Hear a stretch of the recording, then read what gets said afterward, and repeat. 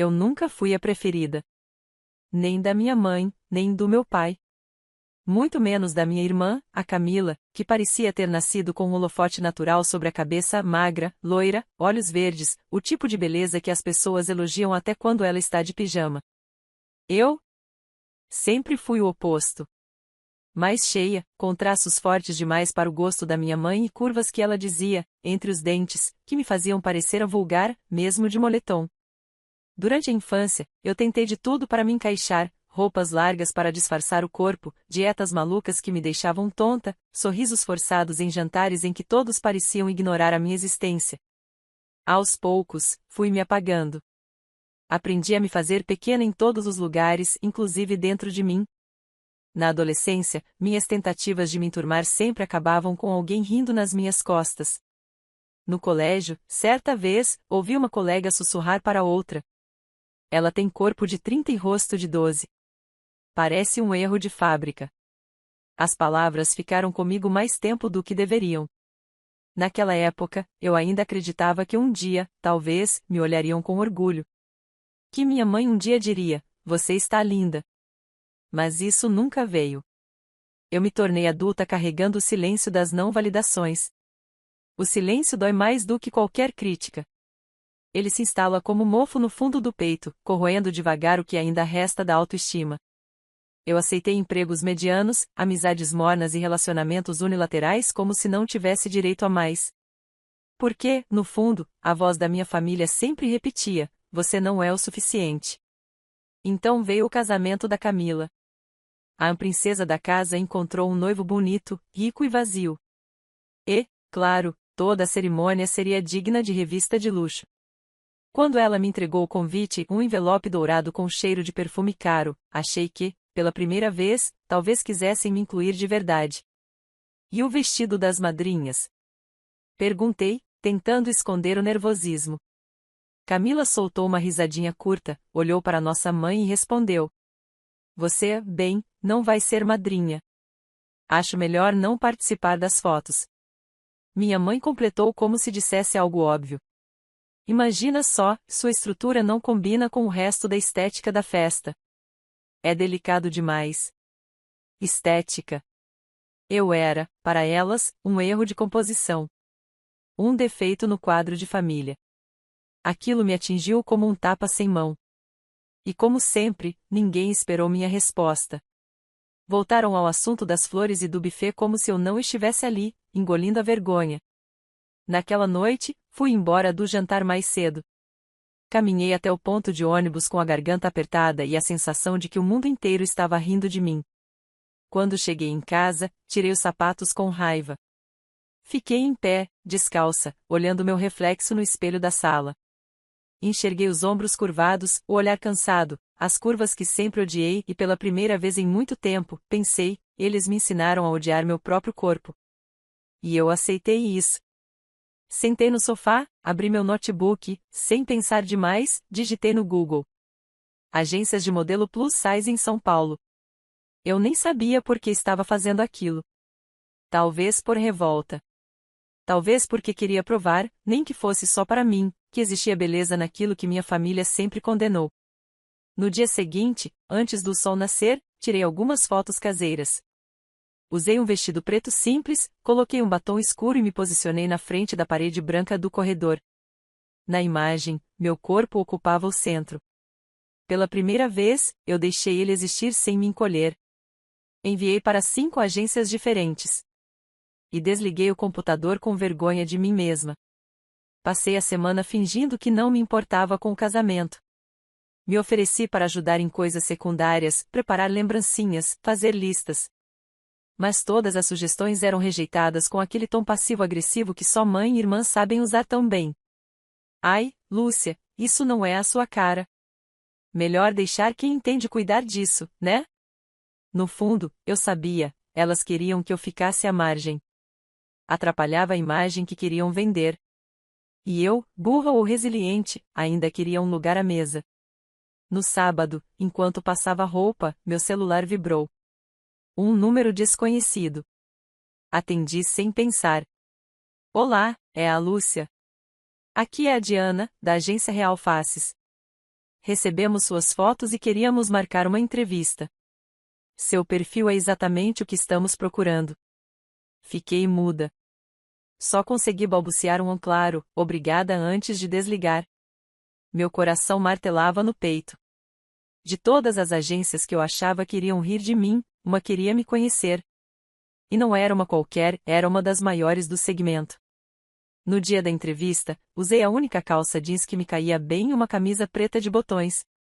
Cabelo preso, maquiagem leve, sorriso nervoso. A recepcionista me recebeu com gentileza, e isso já me pareceu uma vitória. Quando entrei na sala da diretora, ela me olhou por alguns segundos, em silêncio. Depois disse: "Você tem presença." Seu olhar segura a câmera. E o mais importante, você é real. Está preparada para quebrar alguns padrões? Não hesitei. Pela primeira vez, senti que aquele corpo que tanto desprezaram tinha algum valor. Assinei contrato naquele mesmo dia. As fotos de teste foram marcadas para a semana seguinte. Meu rosto mal cabia no sorriso que dei quando saí da agência. Na manhã seguinte, Camila ligou. "Lúcia, precisamos falar sobre a lista de convidados. Mamãe acha melhor que você fique no fundo da igreja. E nem precisa ir na sessão de fotos no dia anterior. Pode ser?" "Claro", eu respondi. A voz dela tinha um alívio contido. "Que bom que entende. É só para não destoar, sabe?" Destoar? Essa palavra grudou no meu estômago como veneno. Mas eu não retruquei. Apenas anotei mais uma vez o quanto aquilo seria útil no futuro. Comecei os ensaios de fotos sem contar para ninguém. Cada clique me dava mais coragem. Me pediam para olhar para frente, para me posicionar com firmeza, para mostrar força no rosto. E eu mostrava. Mostrava tudo que enterrei durante anos por medo de não ser aceita. A primeira campanha que participei foi de lingerie. Quando recebi a proposta, hesitei. Mas a fotógrafa me disse: "O mundo precisa ver corpos como o seu com orgulho. Você está pronta?" Eu estava. Na semana do casamento da Camila, minha imagem foi escolhida como uma das principais para uma campanha nacional. Uma peça gigantesca em outdoor, bem na avenida principal da cidade. Meu corpo, em lingerie preta, olhando para frente, com a legenda: "Confiança veste bem." O outdoor foi instalado na quinta-feira. O casamento seria no sábado. Eu não contei para ninguém. Na sexta-noite, minha mãe me ligou, em tom impaciente. "Você já pegou o vestido? Vai mesmo com aquela roupa sem graça que você disse?" "Pode deixar, mãe. Já preparei tudo." E eu tinha. Preparei cada detalhe. Minha roupa. Minha postura. Minha resposta silenciosa a anos de desprezo. No sábado, me vesti com um vestido vinho que abraçava meu corpo sem pedir desculpas. Cabelos soltos, maquiagem marcada, salto firme. Entrei na igreja sozinha. Sentei no fundo, como me pediram, mas em nenhum momento baixei os olhos. Depois da cerimônia, durante a recepção, ouvi os sussurros. "Você viu o outdoor na Avenida Central? É aquela moça, igualzinha à irmã da Camila, mas, impossível, né?" Minha mãe congelou com a taça na mão. Camila regalou os olhos como se tivesse visto um fantasma. E então alguém trouxe o celular com a foto da propaganda. "Gente, é a Lúcia." "Meu Deus, é a Lúcia." "Aquela ali é a irmã da noiva?" O silêncio caiu como um trovão. E, pela primeira vez, eles me olharam. Dessa vez, eu não me encolhi. Se eu pudesse capturar o instante exato em que os rostos da minha família empalideceram, minha mãe com os lábios entreabertos, Camila travada em um meio sorriso petrificado, teria emoldurado aquela imagem. Teria pendurado no corredor de casa, como troféu de guerra. Mas eu não precisava de moldura. Aquela memória se fixou com força em mim. Era mais do que o reconhecimento. Era a confissão muda de que me haviam subestimado. O salão da festa, antes repleto de risadas e músicas suaves, parecia ter congelado em torno deles.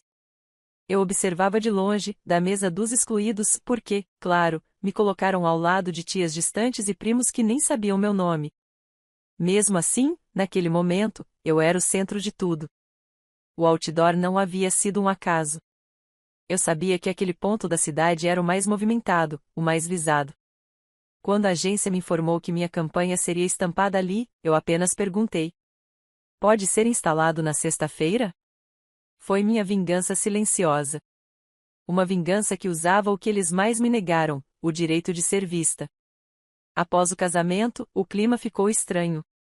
Camila tentou manter a pose, mas não demorou para que os olhares de curiosidade se transformassem em cochichos desconfortáveis.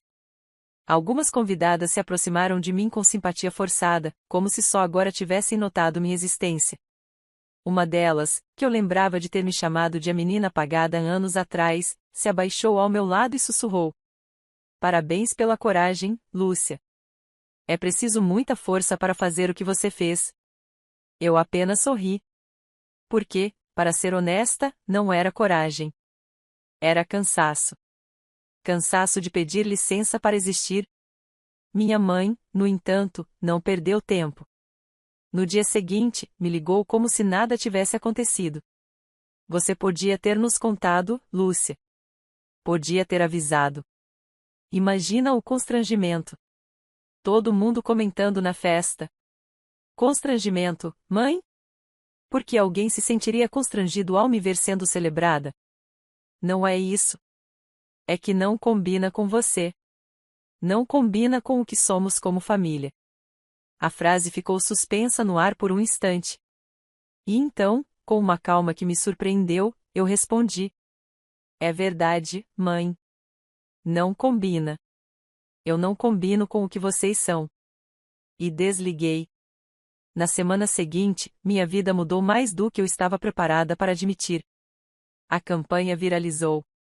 Não só pelo impacto da imagem, mas porque muitas mulheres começaram a compartilhar a propaganda com mensagens como: pela primeira vez, me vi representada. E, por algum motivo, isso tocou algo em mim mais fundo do que qualquer aplauso. Era como se, depois de anos me escondendo, eu finalmente tivesse encontrado outras vozes dizendo: você não está sozinha. A agência me convidou para um segundo ensaio, desta vez internacional. Paris. Nova York. Eu mal acreditava no que estava lendo. Eles queriam uma modelo plus size para uma linha de alta costura. E escolheram a mim. Na noite em que recebi o convite oficial, sentei na beira da minha cama com o celular nas mãos e pensei: eu conto para eles? Por um momento, a menina dentro de mim ainda queria ser validada. Queria que a mãe dissesse: estou orgulhosa, que a irmã perguntasse: como você conseguiu isso? Mas essa menina também já estava cansada de gritar em silêncio. Decidi que não contaria nada. Eles descobriram da última vez por acaso. Que fosse assim novamente. O convite para a viagem incluía hospedagem, tradutor, maquiador e um salário que eu jamais imaginei ver na conta. Antes de embarcar, passei em frente ao outdoor novamente. Ele ainda estava lá. Só que agora, ao redor dele, outras mulheres sorriam. A campanha havia crescido. Aquela imagem que antes me parecia solitária agora fazia parte de algo maior. Um movimento. Uma quebra de ciclo. Camila, por outro lado, vivia um inferno velado. Descobri por colegas em comum que, após o casamento, ela começou a receber mensagens perguntando se era verdade que a irmã dela estava em destaque internacional. Que orgulho, diziam. Que família linda, comentavam. Mas, para ela, aquilo não era orgulho. Era competição.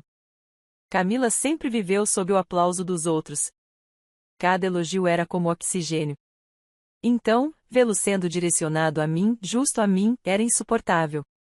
Certo dia, recebi uma mensagem dela.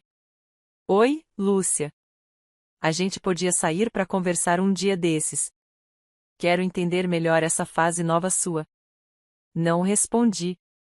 Não por crueldade. Mas porque não era uma fase. Era quem eu sempre fui, só que agora eles estavam vendo. Paris foi um sonho. E eu me senti acordada o tempo todo. Nos bastidores do desfile, as mulheres não tinham o corpo que a minha mãe aprovava, e mesmo assim andavam com a segurança de rainhas. Era uma irmandade sem inveja, sem competição, sem olhos medindo cintura. Ali, pela primeira vez, eu me senti livre. E ali também, pela primeira vez, chorei em paz. Chorei no banheiro do hotel, sozinha, depois da estreia, com o rosto ainda maquiado. Chorei por tudo que me disseram que eu não podia ser. Por cada você não combina, por cada foto da qual fui retirada, por cada vestido que não me deixaram usar. Na volta ao Brasil, meu rosto estava estampado nas revistas do aeroporto.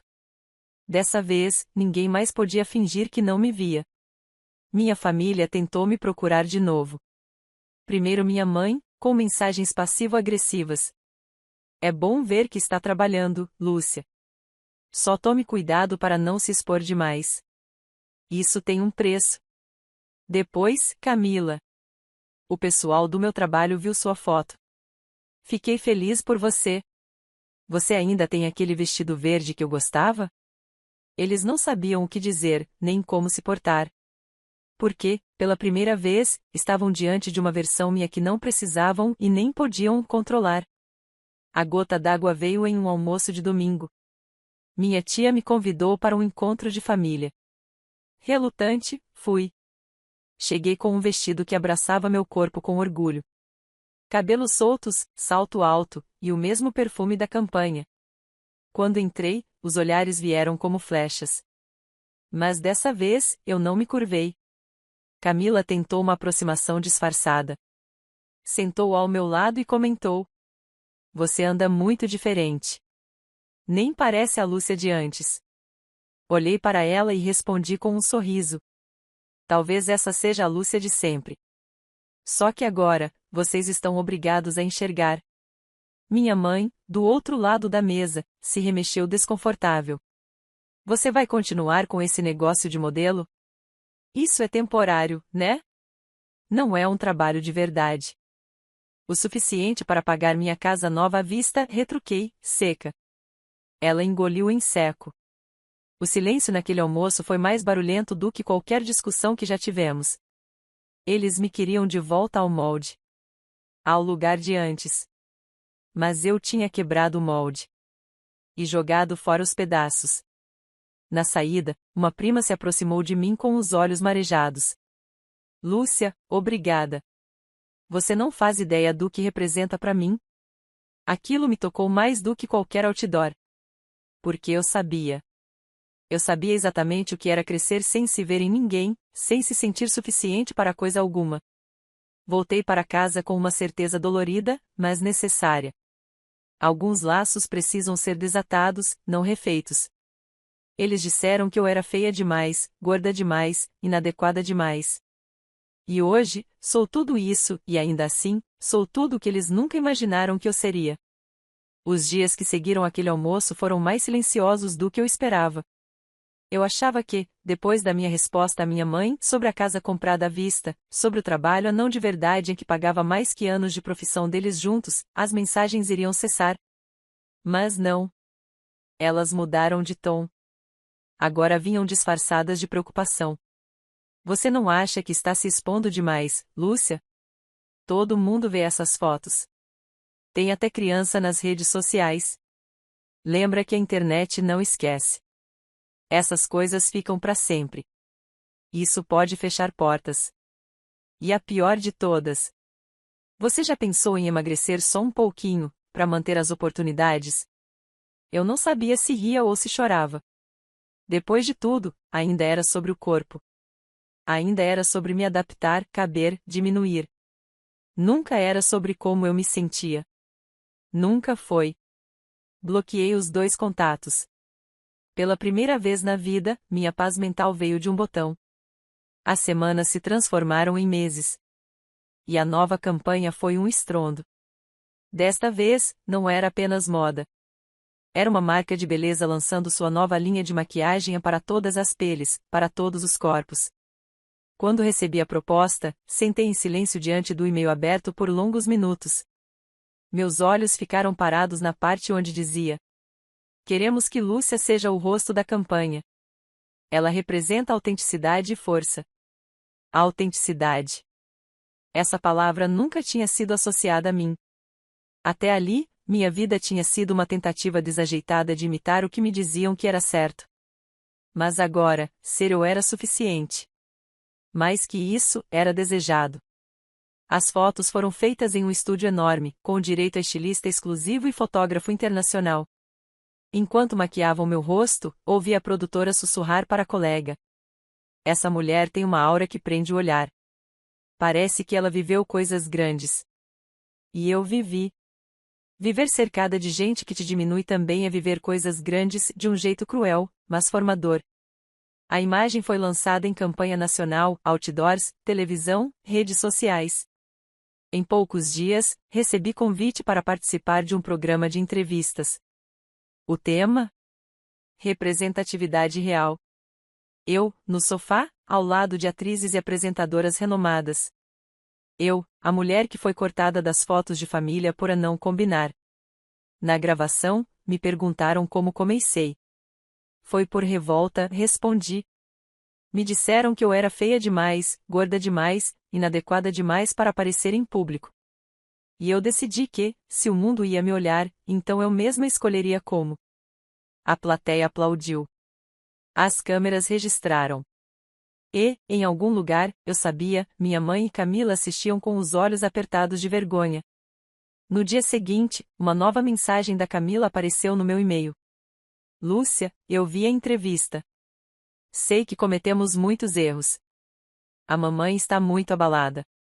Não acha que já deu? Afinal, somos família. A raiva que senti era antiga, mas pulsava como se fosse nova. Eram especialistas em colocar panos quentes nas feridas que eles mesmos abriram e ainda tinham a audácia de me pedir para ignorar as cicatrizes. Decidi responder com a única linguagem que elas sempre entenderam: frieza. Dói ser deixado de fora, não é? Imagine viver assim a vida inteira. Não se preocupem, não estou com raiva. Só finalmente entendi o que vocês são. E, mais importante, o que eu não sou mais.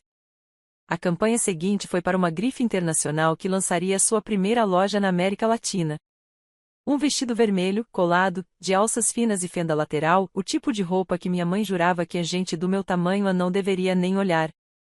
A inauguração teria tapete vermelho e convidados da imprensa. E eu seria uma das apresentadoras do evento. Não levei acompanhante. Nem precisava. O que andava comigo naquela noite era mais forte do que qualquer companhia, a certeza de que eu havia vencido. Não só os julgamentos externos, mas principalmente os internos. Aqueles que eu carregava no espelho. A festa estava cheia. E no meio da multidão, uma figura me chamou a atenção. Camila. Vestido justo, maquiagem pesada demais para o tom de pele, um sorriso que tremia nas bordas. Aproximou-se devagar, como se esperasse que eu a enxotar. Mas não era necessário. Posso falar com você um instante? Respirei fundo. Você tem 2 minutos. Ela hesitou. Eu, estou tentando recomeçar. O casamento não vai bem. Mamãe também está. Ela anda muito deprimida desde que tudo começou a acontecer com você. Comigo? Interrompi. Ou desde que começou a perceber que não tem mais controle sobre mim? Camila baixou os olhos. Pela primeira vez em anos, a arrogância dela vacilou. Eu errei, Lúcia. Eu sei. Mas nós somos irmãs. Você não pode jogar fora uma vida inteira por causa de um casamento. Eu não joguei fora, Camila. Eu me libertei dela. Virei de costas e caminhei até o palco para dar início ao evento. Naquela noite, no quarto do hotel, enquanto removia a maquiagem e desfazia o coque do cabelo, me olhei no espelho com uma intensidade diferente. Não procurava mais defeitos. Procurava apenas reconhecimento. Não o deles. O meu. Pela primeira vez, eu me pertencia. E se algum dia minha mãe ou minha irmã quisessem mesmo entender o que isso significava, precisam fazer o que nunca fizeram, se enxergar fora do centro. Porque o mundo, agora, já não girava mais ao redor delas. Girava ao redor da mulher que aprendeu, tarde demais para elas, a dizer: eu sou suficiente e vocês não são o meu espelho. Depois daquela noite, algo mudou de maneira definitiva. Não foi uma mudança que se ouve ou se vê de imediato, como um trovão ou um tremor. Foi mais como a curva lenta do sol ao entardecer, inevitável, silenciosa e irreversível. Minha carreira tomou proporções que eu jamais ousaria sonhar. O que começou como um ensaio por raiva, como uma reação impulsiva a uma rejeição cruel, agora era profissão. Era agenda lotada, contratos longos, e o mais estranho, mas libertador, era que eu não precisava provar mais nada a ninguém. Nem a Camila. Nem a minha mãe. Nem a mim mesma. E foi exatamente aí que eles começaram a se desesperar. Minha mãe tentou o contato de novo. Desta vez, com um toque mais teatral. Enviou um e-mail com o título: Precisamos conversar. É sério. Dizia que estava doente. Que o coração dela andava fraco. Que vivia com a pressão nas alturas, que dormia pouco e sonhava comigo criança, de trança e mochila nas costas. Terminava com a frase: Não quero morrer sem a nossa família junta novamente. Li tudo com o mesmo cuidado que um perito examina uma carta suspeita. E senti algo que doeu mais do que raiva, indiferença. Pela primeira vez, minha mãe não tinha mais poder sobre mim. O que ela dizia já não pesava. Era só uma voz distante, vinda de alguém que me perdeu e agora começava a entender o que isso significava. Não respondi. Ela insistiu com áudios, depois com uma carta escrita à mão, enviada por uma prima. Quando abri o envelope, havia uma foto dentro, uma de quando eu tinha cerca de 6 anos. Estava sentada no colo do meu pai, sorrindo. Minha mãe anotou atrás: Naquela época, você era minha menina. Volta para mim. Chorei. Mas não de saudade. Chorei por aquela menina. Por tudo que ela merecia ter ouvido e nunca escutou. Por tudo que ela engoliu calada, acreditando que não era digna de amor. E então, coloquei a carta de volta no envelope, a foto junto. E joguei no fundo de uma gaveta que eu raramente abro. A infância, para mim, era um lugar que eu não visitava mais. Camila, por sua vez, tomou um rumo diferente. Começou a se aproximar das redes sociais. Ela criou um canal, comentou uma colega do meio. Disse que quer falar sobre a família, maternidade e empoderamento feminino. A ironia quase me fez rir. A mesma mulher que me chamou de a vergonha estética na frente dos padrinhos agora falava sobre acolhimento e autoestima? A diferença era que, agora, a câmera mostrava tudo, inclusive a tentativa forçada de performar o que nunca sentiu. Mas o pior veio algumas semanas depois, quando um seguidor meu enviou um print. Era um comentário da Camila em um post meu. Sou irmã dela com muito orgulho. Sempre acreditei no seu potencial, mana. O sangue ferveu nas minhas veias. Ela não só me apagou da própria cerimônia, como agora queria surfar no reconhecimento que só veio porque eu me recusei a ser apagada de novo. Peguei o celular. Digitei a resposta. Apaguei. Digitei de novo. Apaguei. Pensei em deixar pra lá. Mas naquele momento, entendi que era mais do que uma resposta. Era um ponto final. Então, publiquei. Você acreditou quando disse que eu era feia demais para aparecer nas suas fotos. Você me humilhou, junto com a mamãe, e riram enquanto eu segurava o choro. Não tente reescrever a história agora só porque a vergonha mudou de endereço. O comentário explodiu.